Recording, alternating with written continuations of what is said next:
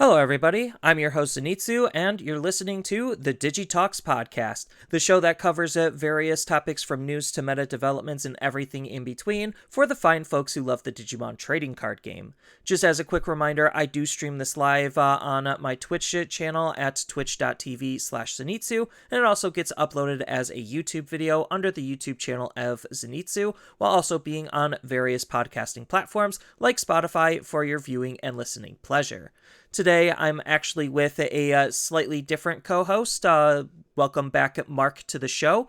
And today, we're going to be talking about Ultimate Cup rule change for the BT14 season, which is going to start in December. And then we're also going to be talking about BT14 pre-release. I find it interesting that both of these are alternate formats, and one of the bigger topics that I kind of want to lean into is the fact that Digimon could benefit from having an alternate format that actually sticks with the community versus all of these small little things that are going on and constantly changing. Nothing really seems to be sticking, and that's why everyone keeps trying them, but nothing really works out at the end of the day.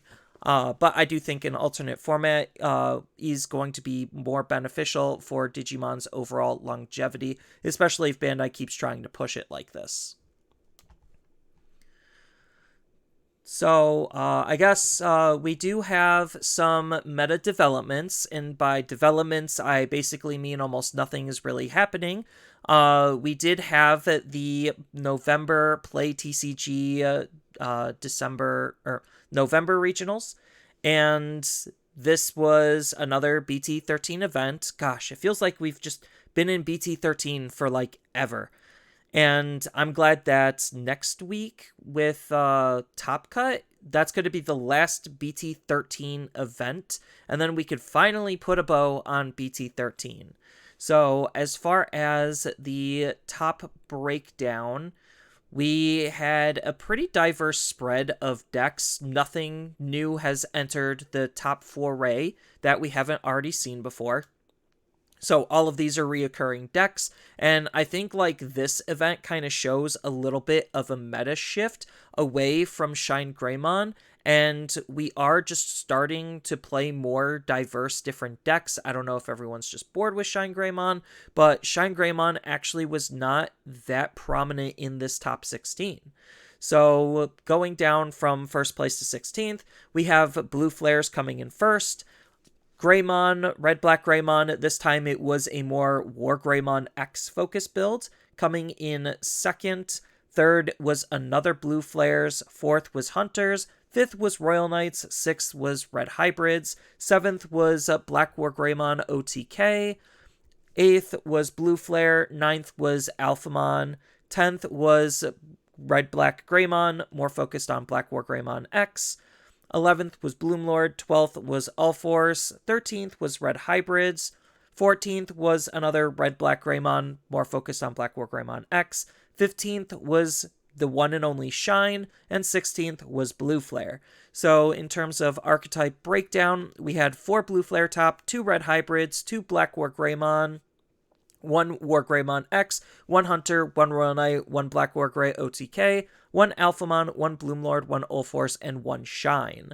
So I believe when I last did my meta calculations, Shine is still in the lead, but he's been seeing less and less prominent play as the format has progressed, and even though we're about 21 different decks being represented and playable in BT 16, or not BT16, I was looking at top 16. In BT13, I think that players are just figuring out various different techs for the decks that they want to play, and there's already just a wide variety of decks that are doing well, but the top 8 is still the same, and that hasn't really changed a whole lot. Shine's still at the top, but Shine has been slowly losing his grip on the top, and it's nowhere near as high of a percentage as some of the other, like, Boogeyman decks, which I think is generally a good thing. You don't want the best deck to have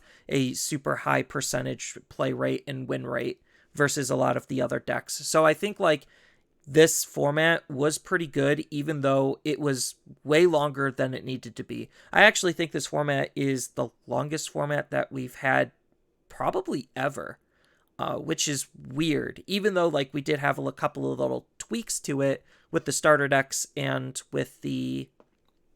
uh, with RBO1, they had basically zero impact on the metagame as a whole, outside of a couple of Melga decks doing okay. And that's pretty much it. We've been in BT 13 for like almost 6 months now. That's crazy. Damn, that is actually, I didn't even think it's been that long, but it Because it actually came has. out like what, November? Or not November. It's ending in November, mid November, and it came out like what, July? I could swear it came out in July. I can tell you right now. Let me look up the product. I'm just scrolling back through the events. The first event was August. I lied. So August. So Now, that's still July 5 months. 21st. When did the set come out?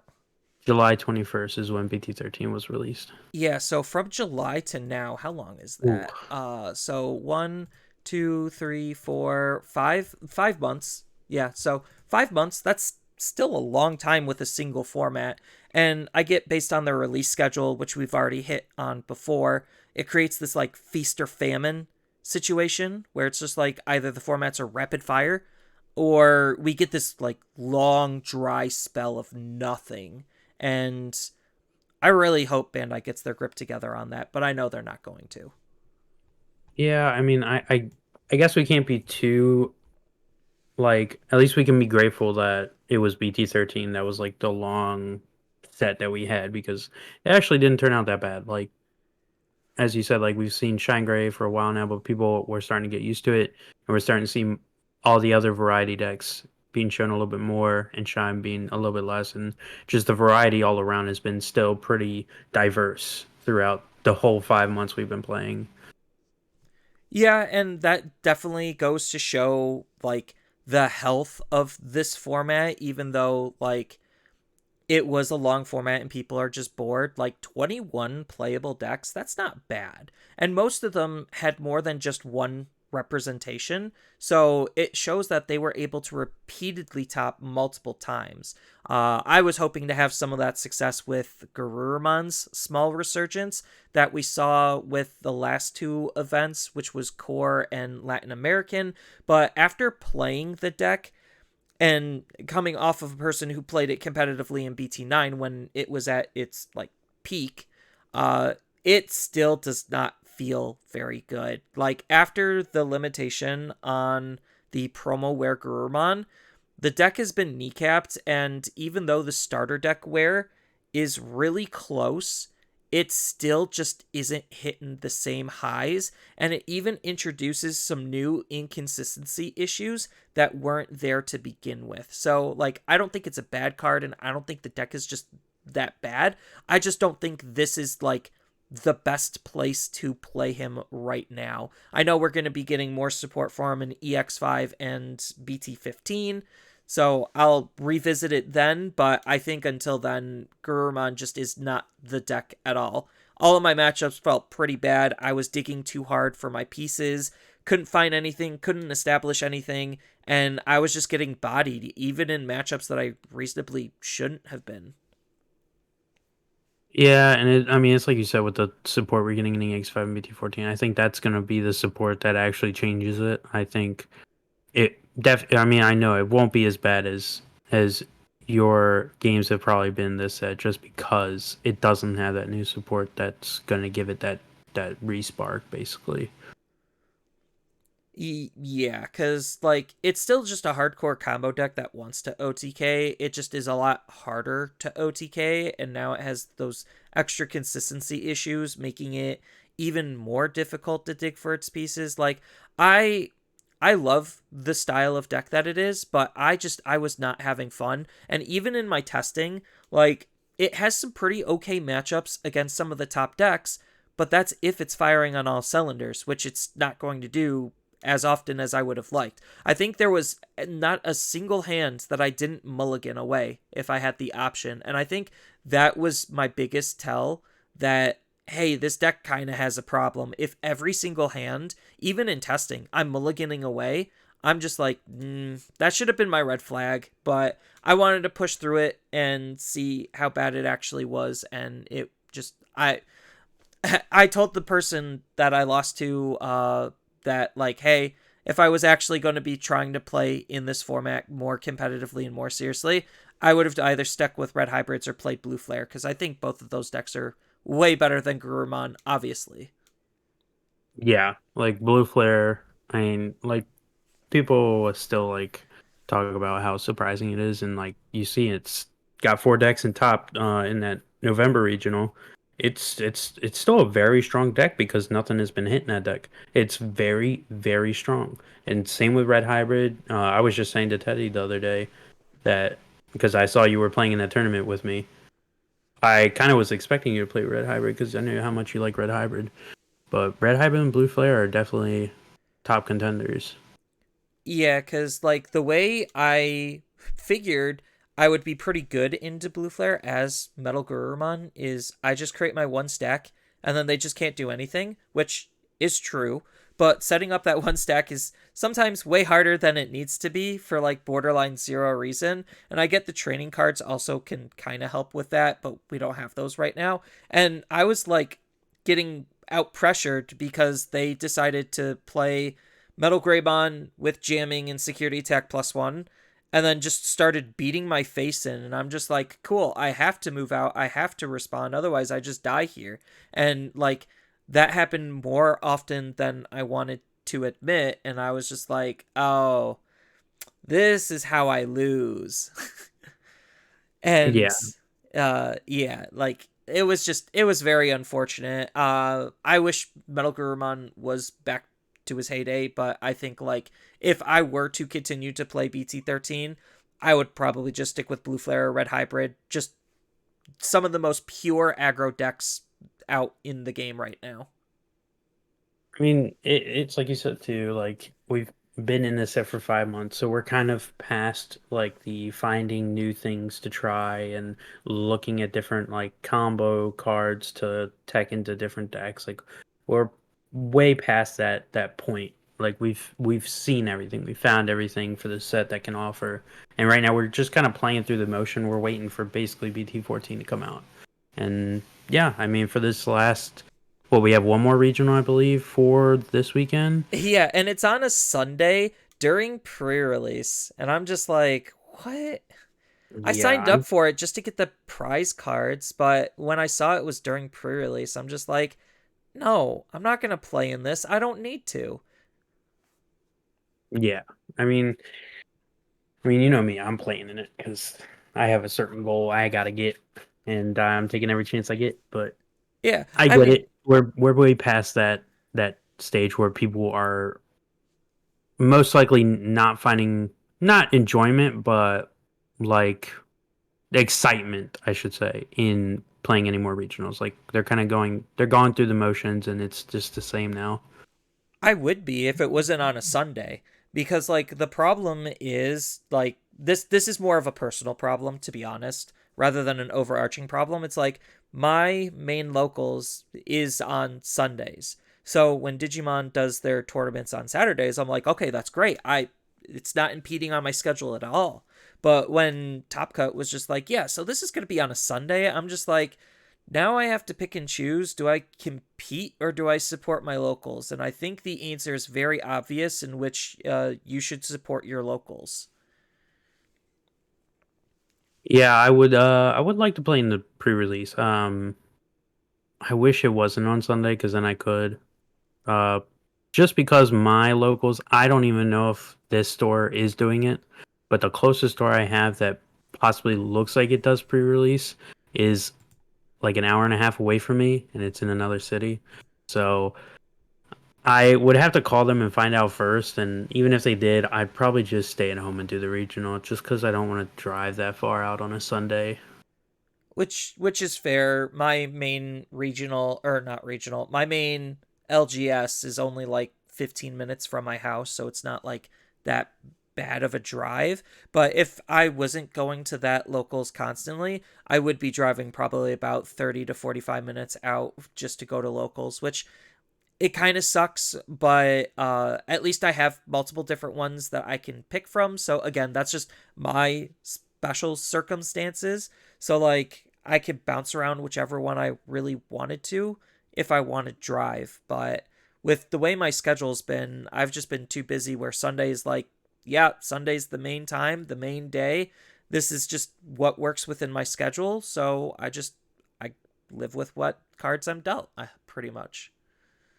No, that makes sense. I mean, sometimes just circumstances are circumstances. But aside from that, yeah, the pre-release is going to be interesting. I'm quite interested to see what cards I hear were like the top contenders for this pre-release.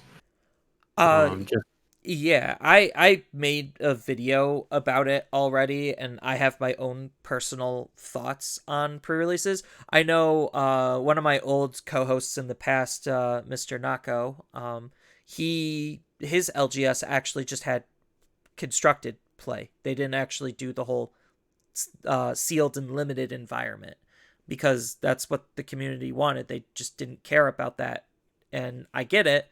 Um, but sometimes it is just fun to play with new cards and new jank and come up and have a different experience, especially from a more newer player perspective. I go to a pre-release and I don't need to worry about anything. I just pull packs and build a deck and I'm good to go. And I really do like that feeling sometimes, even if Digimon's like sealed experience is kind of on the janky side. I'm not gonna lie. Um, but yeah. So I don't know how much of BT14 you studied, but what if you had to pick one card out of BT14 to say this is the card I want in my pre-release set? What card would you pick? and one card, that's a Because little like, tough. yeah, because the idea came to me last time when we were doing BT13 and we had Jumbo Gamemon, and that card was like the king of limited. So like I was just wondering like, oh, I wonder what your perspective on what the card is. Interesting. My first thought would be honestly probably War Greymon, just because of how simplistic his effect is. It's not anything specific. It's just for him specifically, aside from obviously his warp digivolve effect that goes on him, but he gets raid when digivolving with no special criteria, then he can attack. And if there is a tamer, not color specific, he gains sec +1 and piercing. So I just think with that genericness, that card only good if it's paired up with certain other cards that I haven't just looked into yet. I could see being like a card like that will win games. That's just the first one that comes off the top of my head. Understandable. I mean, it is also a secret rare, so the chances of you getting that is going to be pretty slim, though. But if I had to pick for me personally, what card I would definitely want, I would have to go with probably hmm, a card I guaranteed would want would probably be Vaidmon, just because that card's kind of crazy. Like you on player when digivolving, your opponent reveals the top three cards of their deck, so you get to see what their next three cards are going to be, and you digivolve one on one of your opponent's Digimon for each Digimon card that was revealed in the three. Then you can return those three to the top or bottom. That right there, you get knowledge on what their top three is, and if it's bad, you can keep it at the top. Or if it's really good and they need that, you can put it to the bottom. But the best part is you Digivolve. Because most likely, you're going to guarantee, unless you get super unlucky, get two Digivolves on one of your opponent's Digimon, getting for a really good counter. And it's a level 5, so you can go right into a level 6. Vaidmon definitely is a really good card and probably one I would pick as well if like just a card that you would want to run almost no matter what and everything, just because but basically you hit the nail on the head in my perspective. It's everything you would want. You could trigger the ability basically as an option with the on play portion when you're digivolving to try to anti-tempo the opponent, the knowledge on giving them either crap or throwing away their best cards. Like, it is just a very powerful limited card. Which one of the interesting perspectives, and the card that I'm going to be choosing is probably, I'm like super torn between a couple of cards. I really like Plesiomon, but I don't think the Plesiomon is going to be like that great.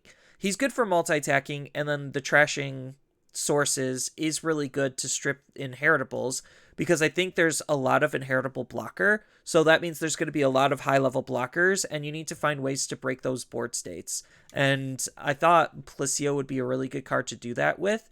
But I was sitting there and I was thinking about either Dino Rexmon more or Goldramon. Um, I kind of like Dino Rexmon a little bit more, just because, well, he's a big dinosaur boy, but the fact that he can give himself more DP than any Digimon in the entire set kind of is appealing, and the fact that it's during all turns means that if the opponent doesn't have a way to play around his ability, they could just get absolutely bodied by it. And I thought that was kind of hilarious. And then Goldramon is just one of, like, literally the best value cards, because you get 3 bodies for the price of 1 Digivolution. You get your main Digimon stronger, then you get 2 6K Digimon, 1 with Rush, 1 with Blocker, and then if they kill him, then you get to basically recover if you have any of the tokens left on the field. I just think he's like an absolutely bomb card for this type of environment. Yeah, that's interesting. I was just thinking about that Dino Rexmon too, like because it has Blitz and it has the 15K, and you're saying it's going to be the highest DP it can get for this set for a pre-release. Oh, man, my immediate thought was if you could give it piercing, that'd be sick. You can give it Uh, piercing, or if there was an effect that could make it swing into unsuspended Digimon. is there a way to Like, give him piercing? There is I not. do not see an inheritable at all, but I was looking No. at the effects too. I mean, still just Blitz. Yeah, Blitz Blitz, at 15k is going to be usually good enough to clear almost anything or just guarantee the attack through. and they can't play Digimon that are 6 KDP or less is Yeah, really that's going to damn be good the too. that part also, shutting off their ability to like play smaller bodies to establish a go wide strategy. That part's also kind of insane. Like, there's a lot of like just pretty solid bomb megas in this set. And I think like the interesting thing that I didn't really touch on in my video, which I kind of regret doing it now, is we do have a lot of SR rookies. And we haven't had SR rookies before. So where does Oh that yeah. where does that change the set's rarity breakdown? And it came from more bomb, or not really bomb, more like level 6 Digimon. And I think like that's going to be a really interesting dynamic and change, especially since a lot of the level 4s have a play cost of 4 or 5. So that way, even if you don't see rookies, it's not that bad to just throw out a level 4 that costs 4. And I think like that's where a lot of value is going to be coming from, is how well you could establish yourself based on just the stats of the cards. Yeah. Um yeah, that is interesting. I actually didn't know that. I didn't know there were level 3 SRs. I didn't know that until you just said it. I was just looking at it too. Yeah. This is the first time that we've had level 3 SRs too, and like it really caught me off guard on how much that changes the rarity breakdown of the set, because when I go into pre-releases, I always study, like, I study the low rarity cards, so I know what ones I want to try to prioritize or what ones to look for when I see them. And that's kind of like the idea behind my videos and why I make them, is because I don't know what your card pool is going to be. So I can't just sit there and tell you, you need to play this card because it's just good. But what if you don't play that card? Then you gave that player kind of just really half baked information, because now you're telling them that their card pool is crap because they didn't pull the one card that you said to pull. Yeah, exactly. I mean but that just comes with pre-release where you need to be able to adapt basically to the cards you get. Yeah, you can have a game plan, and if you get 60 to 90% of the cards you get for that game plan, then yeah, go for that game plan. But you need to be able to adapt because there's going to be the most likely scenario where you don't pull most of the cards, especially the good ones that you planned on using for the pre-release tournament, and you got to switch it up and you got to be quick about it. I mean, they give you a little bit of time to adjust your deck, and because you got to sleeve it all up if they allow you to and stuff like that. But Oh, they'll allow you most of the time, because I used to like travel around and clean up pre-releases when the pricing was like absolutely insane. Now I just do it if it just works out in my schedule. But most of the time they'll give you like a half hour to 45 minutes to build your deck, sleeve up your cards and whatnot. yeah, but yeah, you just have to adapt. And I mean, like, I will say one card I just noticed is red got another floodgate, and that's players can't play Digimon by effects. So that's Gatsumon? interesting. Yeah, Yeah, Gatsumon's going to be a pretty decent one. There's not a whole lot of cards that play Digimon by effects that you would generally use for pre-release, but just in a general sense, like that's still just a very strong card. Yeah, it's literally just purple, maybe and a little bit just of Manchimon black. stuff. Yeah, it's Yeah. purple, a little bit of black, and then Goldramon with the tokens. I really hope this is my current issue with tokens in Digimon.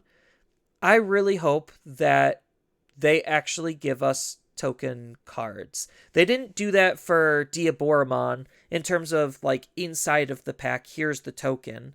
Yeah. They gave us the checklists, and I was just like, cool, use that same space, even the same card stock. I don't care if it's a lesser quality card stock, it's a token. It doesn't mean a lot. But like, give us these tokens to play with, because these cards are creating essentially cards. So having some sort of visual representation for them would be nice. We eventually got Diaboromon tokens, but those are expensive as all heck for tokens of all things, just because of how they gave them away. But that goes back to the distribution problem that Bandai loves to create for themselves, and they're not trying to do solution selling. It just still looks bad because just it's comes off more as incompetent rather than actually planned. Yeah. And I mean, yeah, it it is kind of a little bit ridiculous, and I would like them to kind of fix it. But Yeah, but as mm, far as all of the additional goodies that we're getting with BT14, we're getting a lot. Like, for whatever reason, they're just filling BT14 to the brim with extra goodies. Granted, EX5 is in a similar camp with three box toppers. That's yeah, crazy.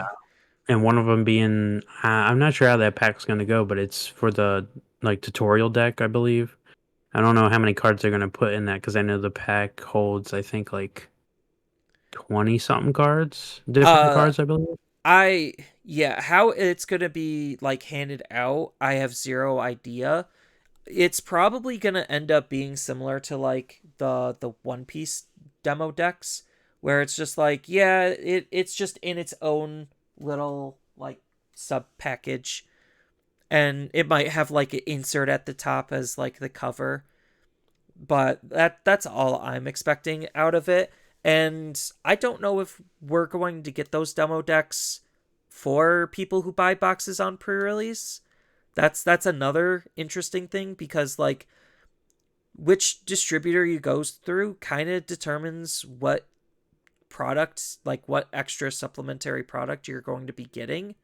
which I think is kind of messed up in of itself, but that's a different story for a different time. So I have no idea, because usually the idea on buying a box during pre-release is you get more pre-release packs, which means that you get more commons and uncommons that are foiled and stamped with pre-release. And that's the incentive on buying boxes during pre-release. But I have no idea if they're going to have the demo decks with it, because if they are, that makes buying boxes on pre-release probably the best time to buy boxes, because that means you're going to be getting the most out of your money. Yeah, I think the one thing I just hope, or I kind of don't like about that, is when they do that, they separate like box topper packs from the box itself. And so, because then it's like you say it comes with or it's going to come with that set that releases, but then I can buy a box and not get it because some of the distributors don't get it. Whereas if they just put it in the box, and yes, in this set, they can't do that. They got like 3 different box toppers. There's not enough space in the box. But when they like before, like around BT5 to BT7 era, when they had box toppers, like sometimes they put them outside the box, and then you'd get a set, and you wouldn't even get that box topper because the shop wouldn't have it, or they just didn't get it from the distributor. Yeah, I think they have steered away from dash packs because that's what they labeled them. And I think they realized it was just smarter, not only just from a commercial standpoint, but from a community standpoint. It was just smarter just putting them inside of the booster boxes, because like you said, like they'll always be inside of the booster boxes if they do it that way. With dash packs, it really severely limits the amount of stock that's actually going to be floating around, and heavens forbid a distributor has issues holding certain stock of products, that then creates an issue for the players, and that is what feels bad. And this is kind of why, like, I would have liked BT14 to come with the demo decks, but I really hope Bandai had printed a crap ton of those demo decks, because I think it's a very good way, especially right now, to get players into the game, because those cards, even though they're not like the most relevant, they're still kind of special to have, especially for just learning how to play the game. Just getting something free to be able to test the waters out, getting legal cards and special promo cards and actually good cards in there, because you get the Ace Imperial Dramon, you get a blue memory Yep. boost. That's a nice alt art. Like, and then you get some of the movie promos as well. Like that's just value Yeah. for new players. And the crazy thing is the fact that the change to Ultimate Cup, which we'll get into in a moment, those cards are actually going to be relevant because of how small the card pool is. And granted, if you already have those cards, cool, you're fine to use them. But I feel like this new Ultimate Cup is more geared towards all of the new players that are joining Digimon. And I've been on Reddit and I've been on Facebook a lot, probably more than I should, but I like to see where the community is at, and I have been seeing a lot of new player posts recently, and I think that's a good sign that right now Digimon is in a very good state. Yeah, and I think I think you're right. I think the Ultimate Cup, the new format for Ultimate Cup come December, is going to be very good for new players. I think it's a good way for them to get into the card game and play a high end tournament without it being actually competitive. And yeah, there will be competitive players, and you're going to see like people get the best deck they could probably get for that block that it's going to be in, because that's what the new format is. It's a block of specific um, BT releases and other packs and stuff like that that you get to use those cards from only. It's not But it's necessarily so much as a block, just from this point forward is what the card pool is limited to, which for new players, that's literally just the newest products. So if you just started, you already should be having or getting some of the cards that are going to be legal for this event. And even though we kind of already know what the meta for the event is going to be based on the pool we have, because, it's pretty limited. I still think just the idea of it is good to entice new players to want to try to play a little bit more competitively. Yeah, and I think it is going to be good. Because I ain't gonna lie, as a new player in One Piece, right? I've recently started delving into One Piece, and this is just for the scenario of a new player.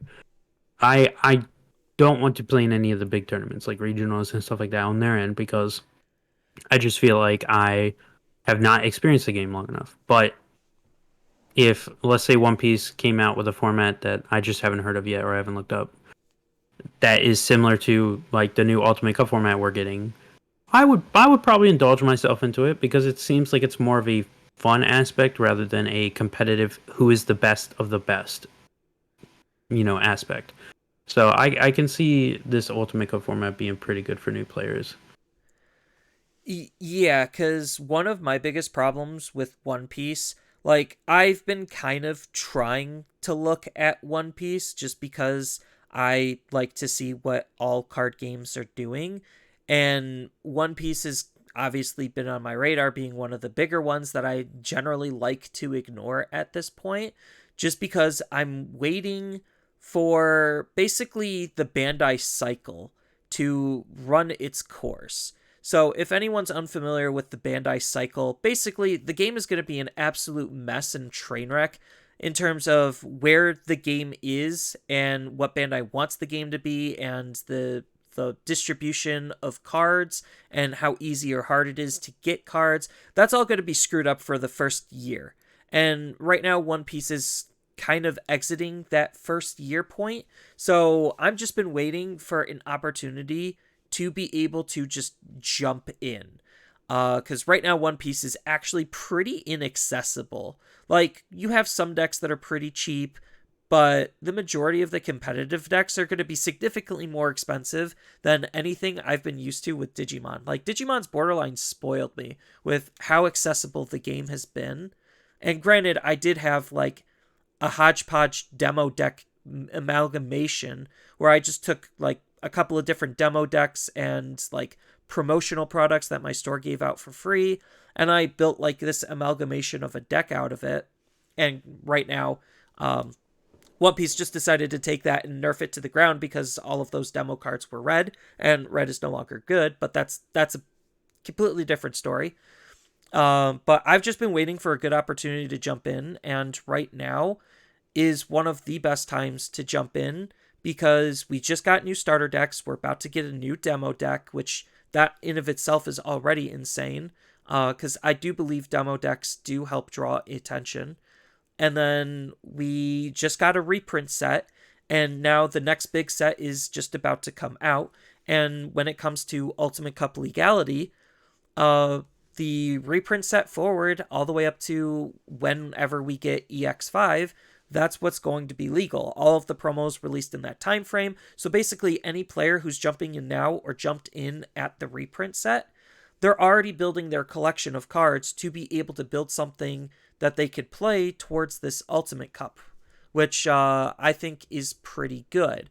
Right now, with the BT14 release and Ultimate Cup starting in December, there's only going to be about 320 cards legal, which is not a lot. So, as I already mentioned before, we kind of already knew what would be good because we just look at the competitive environment and be like, okay, what was the least touched? And then that's going to be what's competitive. But competitive viability aside, the fact that a new player can jump in and they have an outlet to be able to play with the small card pool that they have, I think that's very appealing. It is, especially with like right now we're gonna get BT14 soon, and we'll have that before the first Ultimate Cup. But specifically RB1, it being so cheap right now because of its release and how it was and all that. Cards are so cheap for you to get that even new players that let's just say are like, oh, I want to get this like starter this bonus the demo deck, right? Well, I want to also try and make another deck. They can get these RB1 cards for super cheap. Makes it also new player friendly. And then BT14 will be the set they might have to spend a little bit of money on if they want some cards, but not too much, especially when it comes to buying individual cards that they might want to just get, you know. Yeah, and all of the promos that they have in this time frame also are going to be Ultimate Cup legal. There's a lot of them and they're distributed in all different kinds of different ways. We don't have exact times on some of them either, I think. I might be wrong and I'd have to double check, but there just is a lot of supplementary stuff. So obviously we get the additional box toppers, which is going to be the training cards and some survey pack update cards. Those are going to be kind of nice. The majority of them, outside of the training cards being staple 4-ofs and everything, the update cards really aren't going to be used a whole lot. But they're just nice to have, especially Rust being probably the best Kreen level 6 for Ultimate Cup, which I think that's pretty sad. But that's just what happens when you nuke the card pool. Then you have the tutorial deck, so that's basically almost a complete deck right out of, the packaging. You just get probably a second copy of that, flesh things out, and boom, you should be good to go, especially since um we're going to be getting the Tamer Party Pack O2 the beginning 1.0 and 2.0. 1.0 comes with more Imperial Dramon stuff, and the Yeah, movie good, promos is get good more sales Imperial from. Dramon stuff, and then you have which is going to be 2.0 as well. What Mm-hmm. other? I could have swore there was. Oh, and then there's some reprinted Imperial stuff in the Resurgence booster with a Vmon, and you could play like some really fun cards like God, I'm blanking. It was just announced as a reprint. Kaiser Nail, that's it. Like there's just a lot that you Oh can yeah, do just because of the legality of the demo deck. And I think that makes it very easy and appealing. yeah. I think like that deck, if we want to look at it as like decks that'll be fully fleshed out, basically, there'll be decks that can be played without having to just mix in random cards. I think Paildramon, you'll have War Gray, um, that you can make because honestly, that'll those the cards for it will be a little hard to get because some like Greymon X we can use. That's a winner card, so that's gonna be a little bit hard to get. But actually, you don't even need to get the card; you just need to get the original because you don't need the art. Uh, but Yeah, War it just Gray is a makes full it deck legal. you can make. Um, what else? Lugamon you can Lugamon you kind of definitely make. can make. You can Lugamon make you you can lose make. out on the aggression side of it, but you can still make the full deck. Um, what else? Commandramon you can make completely.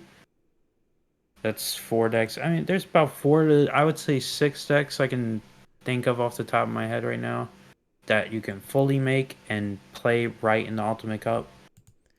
So it's for being a I don't want to say it's for new player focus, but if it is, it's definitely good. There's a few decks that the new players can be like, "Oh, I want to try this," or "Oh, I want to try this." You know, they have variety for them to try and see if they get into this game, what color they would like to get into, or what kind of play style they want to get into. You know, there's different types of play styles that they can mess with for this Ultimate Cup. Yeah, because in my little breakdown, I do go over like what I think the best decks are going to be, but even just outside of that, almost every single color except for green, it has some solid representation in terms of a deck you could potentially make out of it. Because I already labeled like Lugamon, War Greymon, Yellow Vaccines, Imperial Dramon, D Brigade slash D Police. Those are going to be some of the more known best decks, but you also have a decent amount of like blue source stripping stuff. If you're heavy into RB1, Gamamon is mostly playable, especially thanks to the Tournament Pack Volume 11 that makes an additional Gamamon playable, so that way Gamamon's still good. Um, Commandramon is Yeah. in the winner pack, which again goes towards allowing D brigades to be good. But like each color has a deck that you could mess around with. Even if you're not like the biggest Lugimon fan, you still have like a lot of good purple shenanigans that you could do, like Lilith Loop, just because you do have the Omnimon Swartz, you have the Jack Raids, and you have the Lilithmon. So you could just figure out what other cards to make it to make that type of a strategy work, or you could just focus on like purple discard because that's where the majority of the good stuff is, just because of the starter deck. So like you have that to work with. So there's a lot of like good stuff going on for this event to make it interesting and exciting and more fresh than the monocolor restrictions that Ultimate Cup was playing with before, which is why it got me thinking like between the new Ultimate Cup and between pre-release, these are two different ways that we have to play Digimon on top of the main format. And that's kind of why I wanted to address like I think Digimon at this point really just needs a solid secondary format to have that alternative way to play the game that everyone else would be playing. I know in Magic they have a whole bunch of different formats. Like they have Modern, they have Legacy, they have Pioneer, I think. Then they have Standard, which Standard is pretty much dead at this point, so we could probably cross that one off the list. But they have Commander at least, so like there's 5 or 6 different formats that a whole bunch of different people are playing with.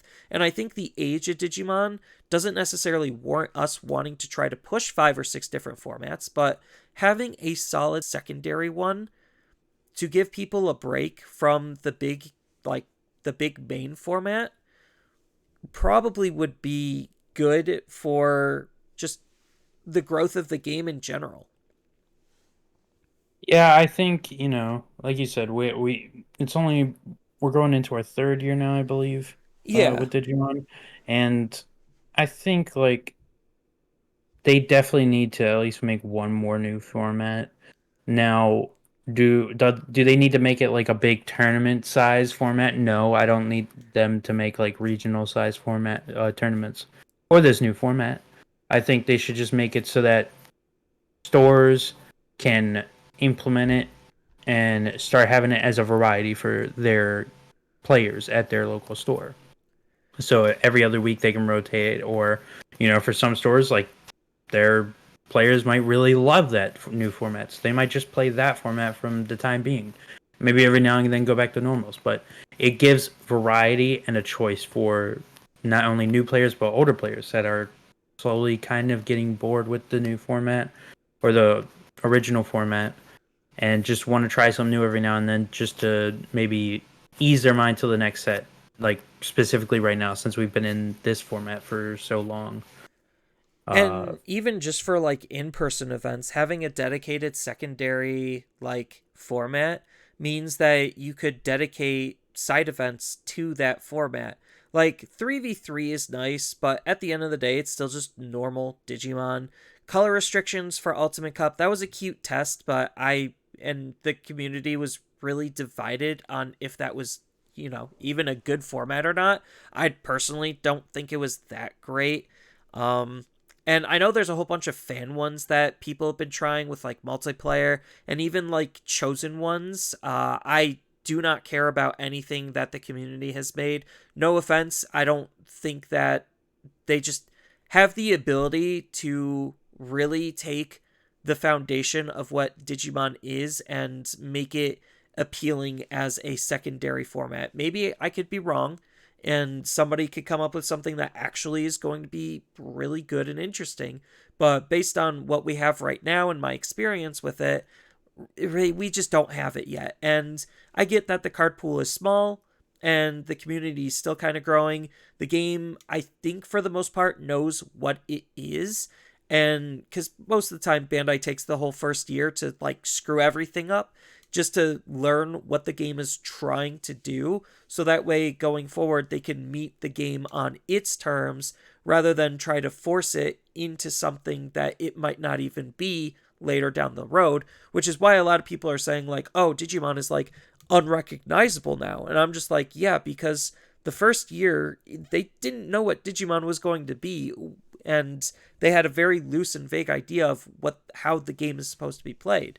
But now they have a way better grasp on that. And like I think right now with BT 14, they're making some good shifts, but I like not to get too far ahead. I think they did kind of screw the pooch on BT 15 and EX5 just a little bit. Like usually they have one set that has like a good power jump where it's not like insane but noticeable.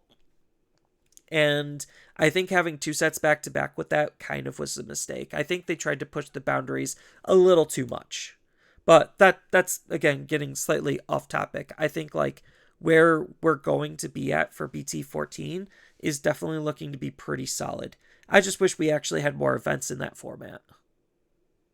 Yeah, I do wish we had a little bit more tournaments coming out for that format, but like I will say there's a lot of good that is going to come with this new Ultimate Cup, but I would say that I hope they don't overdo it. Or I wouldn't say overdo it, more like let it last too long as they did with the color restriction format that they would try to do.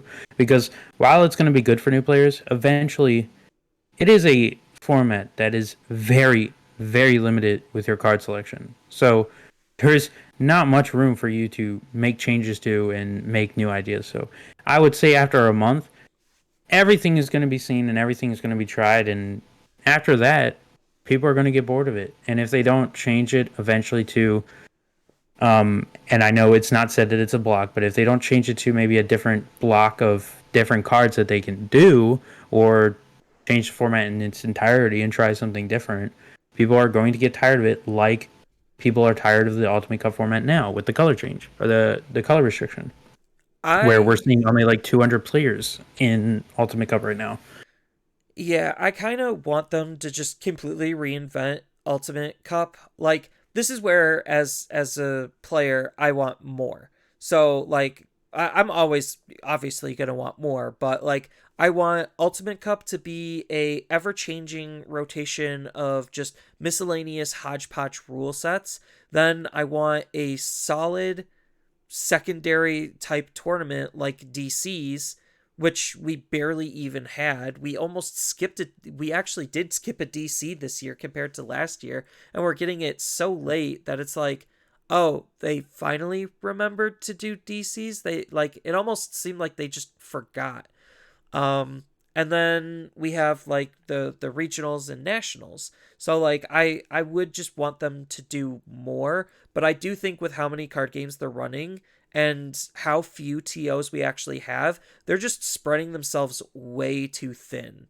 And like this is going to sound awful. I kind of hope that they could just cut Battle Spirits. That game is not doing well, and put the resources into focusing on their big three. I know that Battle Spirits is their own original IP, and they really don't want to do that, but it failed once for a reason, and it's not doing any better the second time around. The writing's on the wall, Bandai. So put all of that effort into actually supporting Digimon.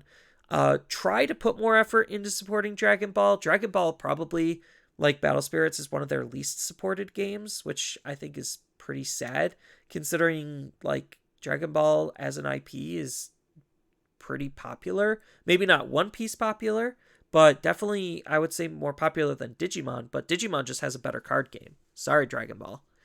It's true. But Yeah, I mean, it's.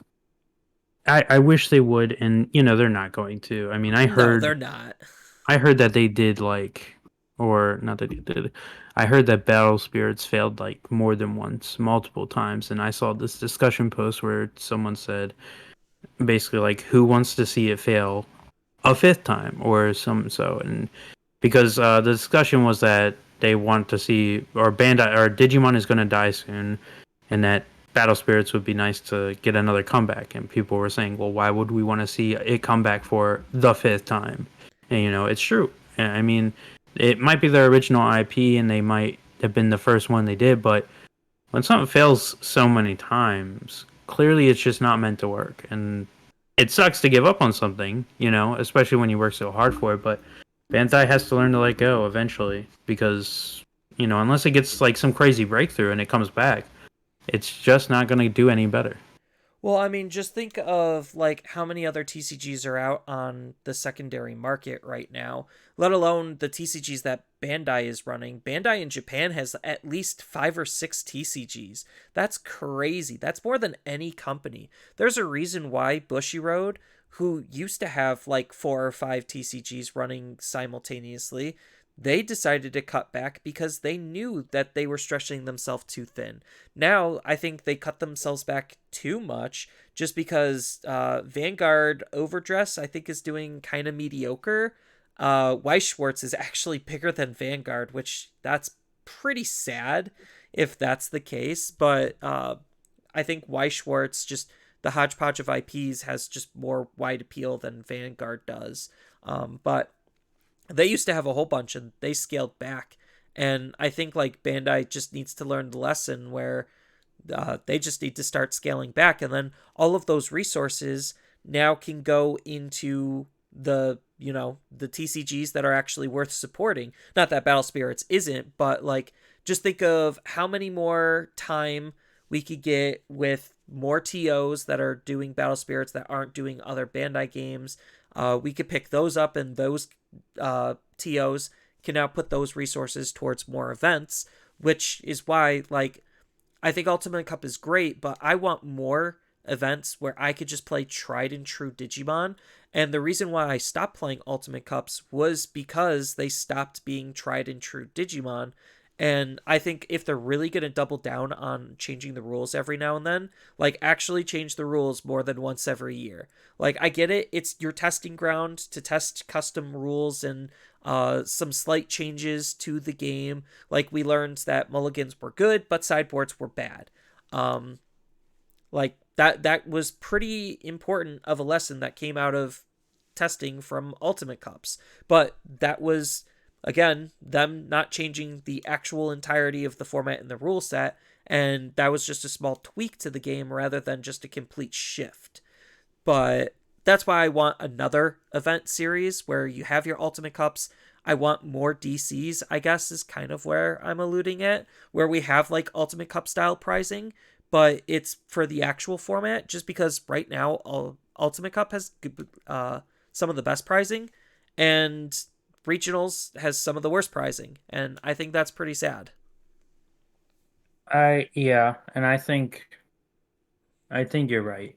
We do need a new selection of formats to keep the attention for the players, like because this year was just really bad in general for formats. Like aside from the generic normal format that we have, Ultimate Cup was really really bad this year.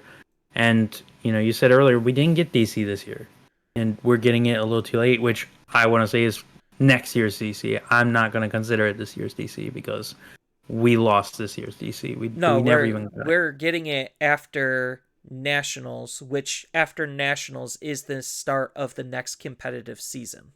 So we are technically getting it in the 2024 season, which means 2023 had zero uh, DCs, and I think that Exactly. that's a shame. That's what I mean. We didn't get one at all this year, and they I feel like they put too much focus on this like monocolor format, which like we say like Ultimate Cup, that's their testing ground. But I want to know just what they were trying to test. Like that's what I want to understand is. And I get they were trying to do something new and fun, but I felt like after maybe the second wave of tournaments around the July area, and they got all the feedback, and that's really when the the player cap on each tournament was dropping down to like 200s. Like why they kept going with it? Why did they like that would have been a good time to be like, okay, it's starting to slow down. Let's change the format to something new and keep their attention. But they kept it going for the rest of the year, and it made the year felt even shittier, honestly, because there was just aside from normal format, playing regionals to get the nationals, there wasn't much else to do. I mean, they took out the purpose for store champions because you couldn't get invites for them anymore. So as far as like going to nationals, there was no reason to do store championships.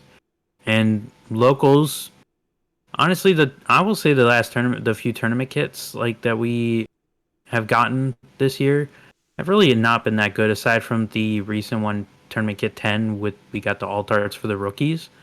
That was probably the only good one we got. So even like going to locals to do normal tournaments wasn't even that fun.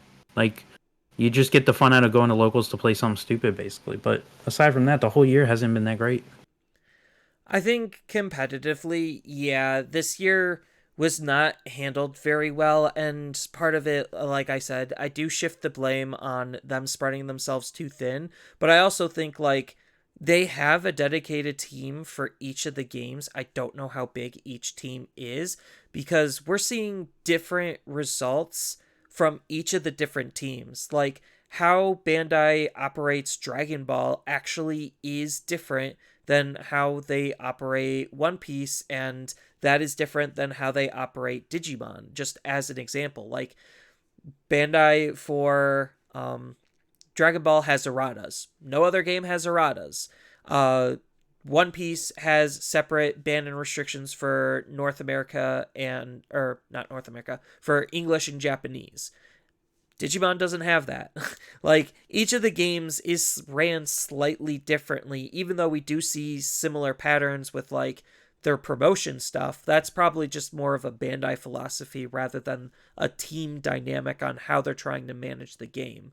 And I think like them just having too many like different teams might be, like I said, spreading themselves too thin. And so maybe somebody from a team that was axed could get absorbed into one of the other teams to make that game potentially better and bring in some of those ideas that were working for that game that they could try to implement for, something like our game.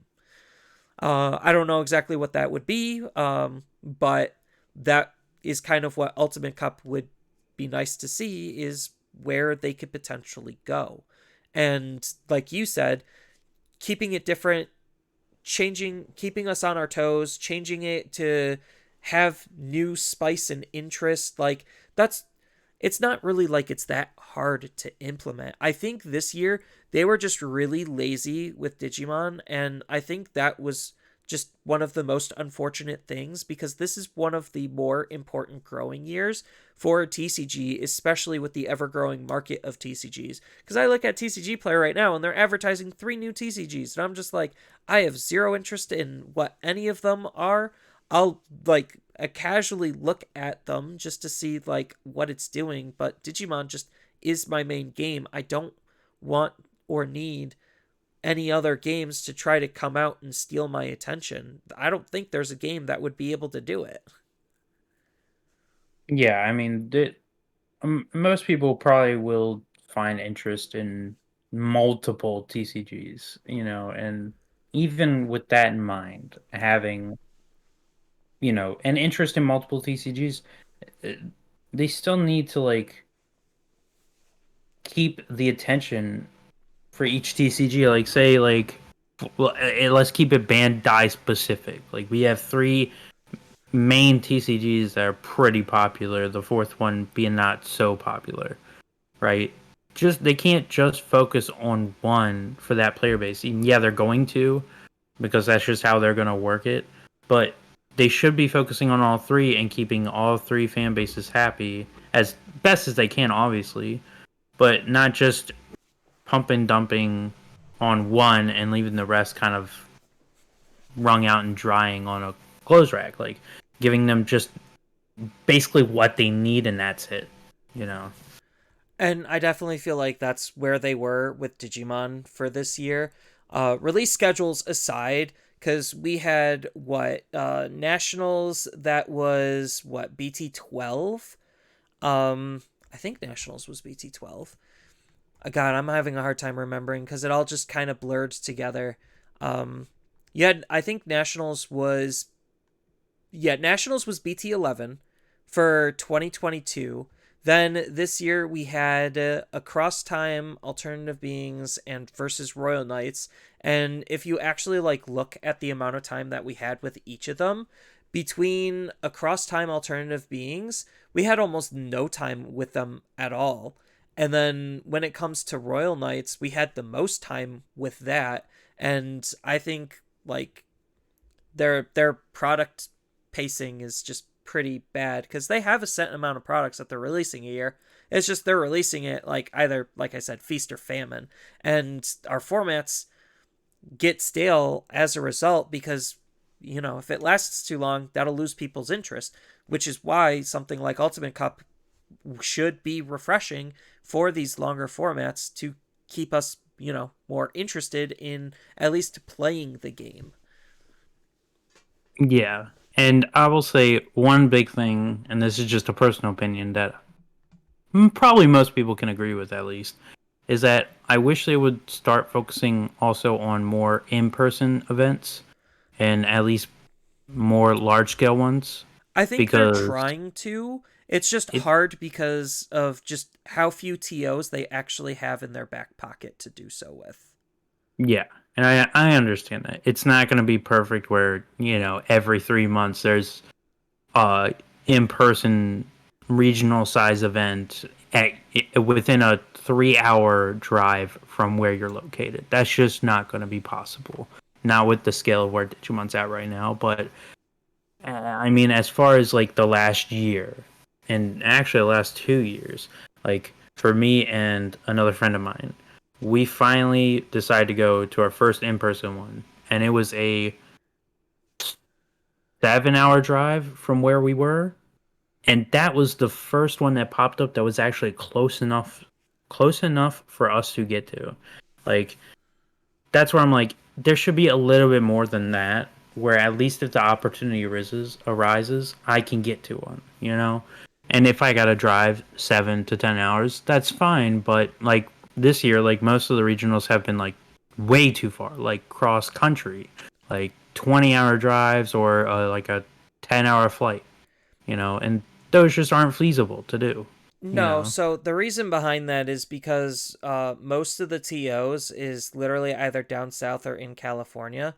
So, like, you have Play TCG that's in Texas, you have PPG that is in Florida, then you have Core TCG that is in California, and then you have Top Cut, which they're the only central one, and they're not like super huge enough to run in person. I'm pretty sure they could if they really tried to, but I think like Bandai just has them just for online exclusive stuff, which I think is fine. Having them be the dedicated online one is that's normal, but they're like they're usually given a budget and a time constraint in terms of when, where, and how they could arrange stuff. Most of the time, because I've been on the receiving side of these meetings, they just say, here's the money, go do it wherever. And depending on the time frame, they literally have to pick it within their backyard just because that's all they can reasonably try to get and book. Which is why when Core TCG announced their December regional, they got some flack for it because, like, they're hosting it a month before nationals, and what reasonable person is going to fly out to California month after month to play Digimon competitively? It just, unless, like you said, it's in their backyard, it's just not feasible. But that's just the constraints that they were given in order to even make that possible, which I do think it was nice for Bandai to make that attempt. It's just give them more time to be able to, make the arrangements to plan it where it's not in their backyard at the very last minute. Yeah. And I will say another small issue, and this is just for me too. And it's nationals, man. Like I don't know what they thought of making the the timing for their nationals this year, but it was so awful, at least for me, like being in January, like right after Christmas, like right after we get two major holidays basically, month after month, and then they want you to fly or basically go to Los Angeles, a very expensive um state, like, or city. But California, it's very expensive state. Like right after the holidays, like it's just too much. Like I wish they would have pushed that back like another 2 months. If it was in like March at least, Last maybe year it April was in area. last year it was in February. And February is even more doable. Like just even that extra month, be like, okay, this month is where I save for it, and you can save a lot in a month, especially. But you have another month or two break in between the holidays to get ready for it. But it being in January, and plus, I think it's also in early January, if I believe so. No, it's It's late not even in. January. Oh, is it? Well, it's just still like too soon. Like I don't know why they wanted to make it sooner than last year's. Like especially right after the holidays, man. It's just, and I don't know if that's just me, but I'm sure there's probably a lot of people out there thinking the same thing, especially where it's located at too. I mean, they announced it in the summer, so you had at least 6 months to like book your flights and prepare. I don't even know if my flight would have actually been cheaper if I booked it the second they said when and where it was going to be, cuz I booked my flight like this last weekend and it's only costing me 200 round trip, but granted, I am flying Spirit, so I am taking my risks there. But Well, still, the I'm fact pretty that sure I they know I can didn't get there for announce where 200. until way later. They No, announced they announced when. it in the summer. So like right around when we got BT13, they announced where it's going to be. So we've known for a while, at least 2 months. But regardless, cuz again, I don't know how flight booking and hotel booking works when it comes to things. Maybe that was just the time frame in which PPG was given to be able to get something. But the weird thing is, because it's PPG, why'd they choose LA unless Bandai specifically told them, hey, here's the money, you're doing this at LA? So that most likely Yeah, is the case because, like, I thought it was core based on the location and how well the event ran last year. But no, PPG is actually the one running the show this time around, which is why Core was able to get what they did for the in-person regional at the last minute. And I think Bandai realized we didn't have a BT14 regional at all.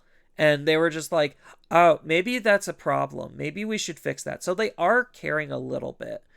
But I do think that we need more events and we need some different events to be able to keep player interest at an all-time high at basically any given stage in the game. And I do think like if with some good proper planning around this, they also could space their products out so that way we have time to breathe.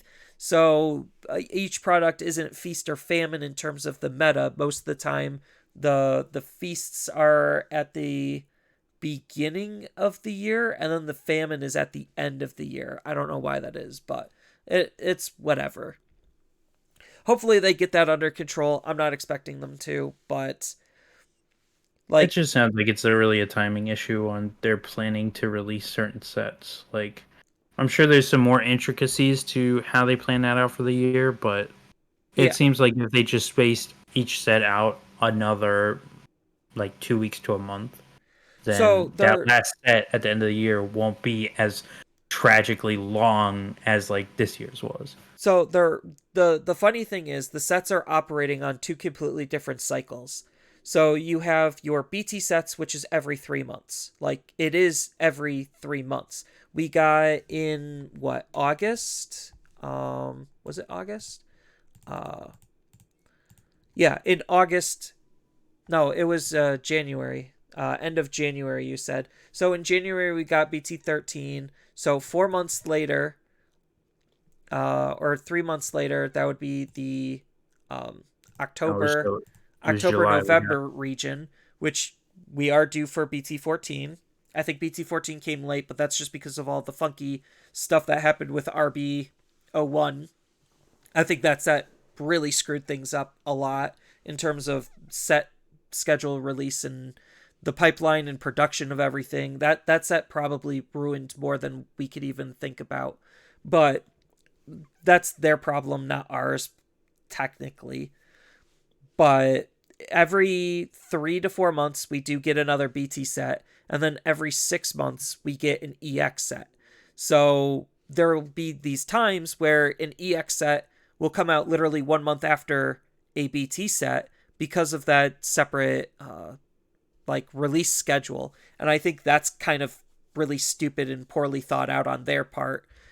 And then RB, like the RB sets, I don't know if they're going to make them a yearly thing. We won't know until literally almost a year.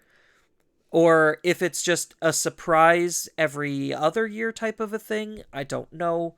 But those might operate on its own cycle, and that can make things even more complicated and stupid in terms of their releases. Like I don't know. Bandai just needs a lot of work in order to get themselves straightened out. But I do think they are trying to make good strides to be able to accommodate players and make them as happy as they possibly can, knowing you're not going to be able to make everyone happy.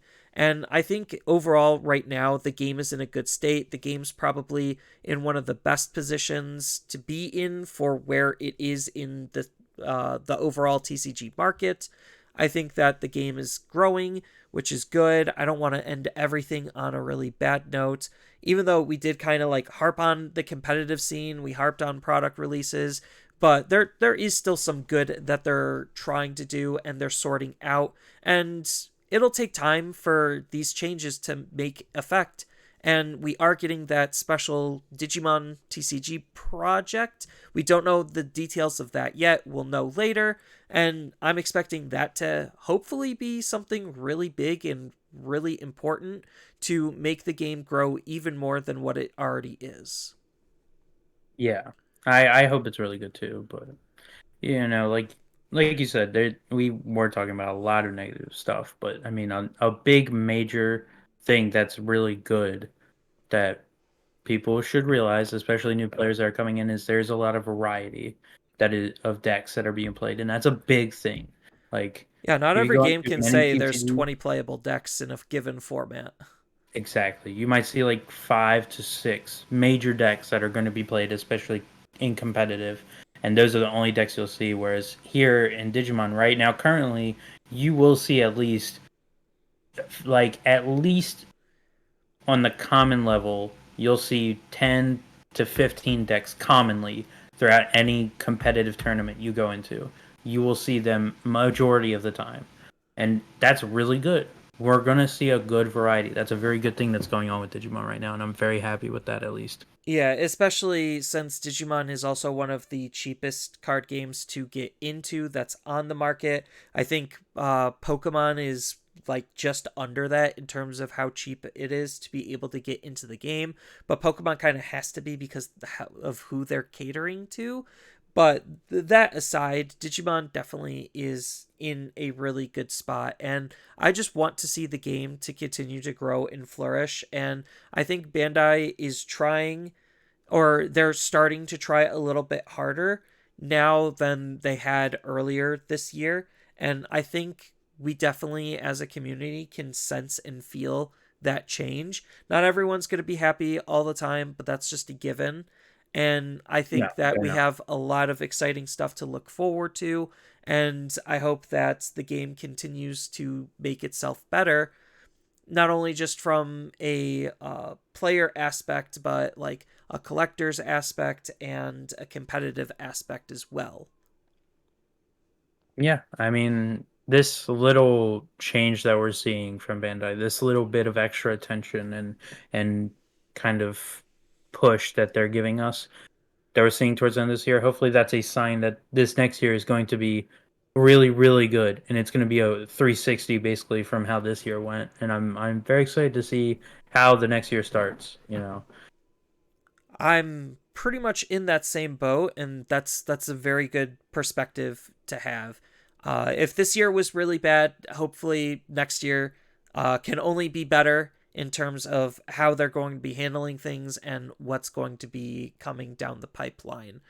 But I'm excited to be going to the Digimon movie. By the time you're listening to this, I probably would have already seen it. I'll probably have more to discuss on that next week. And probably next week we'll end up doing BT13 recap as far as like finishing BT13 with a bow, getting into BT14 as that set is the next one to come out. There's a lot of excitement behind it, and everyone's going to be starting to prep for Nationals as that is coming shortly just around the corner. So, on that note, I want to thank everyone for listening. If you enjoyed this episode and want to help support the podcast and channels, please share with others on social media. And don't forget to leave a rating, like, review, follow, subscribe, whatever it is on whatever platform you're choosing to watch or listen to. And I want to thank everyone again for listening, and we will see you later.